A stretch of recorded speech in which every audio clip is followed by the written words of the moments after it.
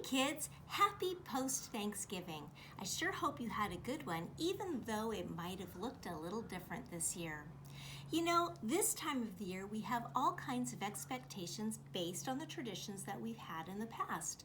For example, in October we know that we get dressed up in costumes and we go door to door and get loads of candy. Yum! Then in November we have Thanksgiving, which is a time we get together with family and friends, eat a lot of turkey and pie, and count our many blessings.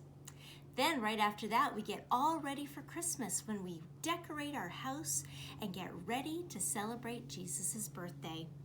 But have you ever thought about that very first Christmas? Did they even know that what they were experiencing was going to be celebrated for thousands and thousands of years to come? Take Mary, for example. We know very little about Mary, but what we have found out is that she was just a young lady, probably a teenager. And can you imagine one day she's cleaning up her room with some tunes in her ears, minding her own business, and then wham! She's visited by an angel, and that angel had a very special message for her. You know, that message is found in the book of Luke, chapter 1, verse 28 and on. Let's look at it together. It says this: "The angel went to her and said, 'Greetings, you who are highly favored. The Lord is with you.' Mary was greatly troubled at his words and wondered what kind of greeting this might be. Can you even imagine? But the angel said to her, 'Do not be afraid, Mary. You have found favor with God.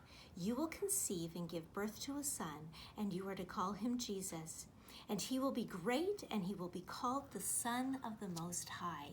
His message goes on, but the best part of the story is simply this: Mary's response to what she was just told. She says this in verse 38, "I am the Lord's servant." Mary answered, "May your word to me be fulfilled." And then the angel left her.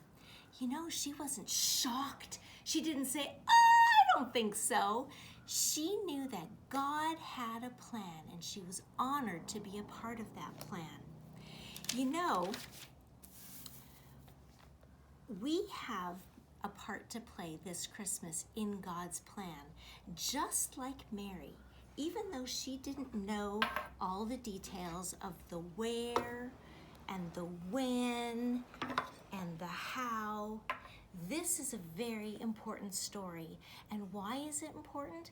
It's because it tells us of God's love for us. You know that verse in John 3:16? Everybody knows it. Let's say it together. "For God so loved the world that he gave his one and only Son, that whoever believes in him will not perish but have everlasting life." That, my friends, is the best news ever. In a world dealing with a worldwide pandemic, an election that is very divisive, in a world that is split by racism, this is what the world needs today.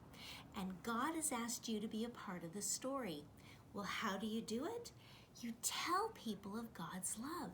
You tell him that he loved you so much that he sent his Son so that he would die on the cross for your sins so that we can have a relationship with him. That's the best news. That's the best gift. That's the best thing we can share at this time of the year. You can start by telling your family. You can start by telling your cousins and your friends and whoever you come in contact with.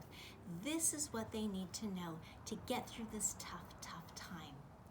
So let's get to it. Let's make sure that we share God's love with everyone that we come in contact with. Next week, we'll take a look at another part of this wonderful story. I hope to see you then. Bye-bye.